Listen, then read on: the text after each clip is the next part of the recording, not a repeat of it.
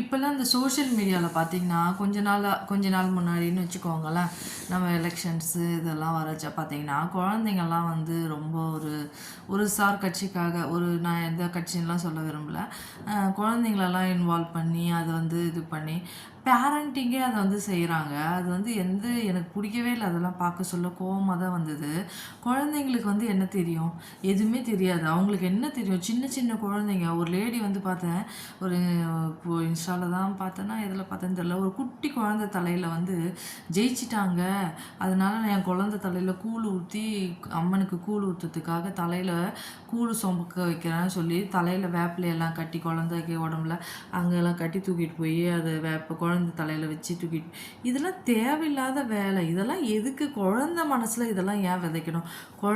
குழந்தையாக வளரணுங்க. அதுக்கு என்ன அந்த வயசில் அறிவு இருக்கோ, என்ன அதுக்கு தெரிஞ்சுக்கணுமோ அதை தெரிஞ்சுக்கிட்டா போதும். தேவையில்லாததெல்லாம் குழந்தைங்க மனசில் திணிச்சு இது எந்த வகை கரெக்டுன்னு எனக்கு தெரியல. இது ரொம்ப தப்பு ஆக்சுவலாக எனக்கு தெரிஞ்சு. இது எங்கேயோ கொண்டு போய் முடியும்னு தெரியல. நம்ம குழந்தைங்கள நம்ம தான் பாதுகாப்பாக வச்சுக்கணும்.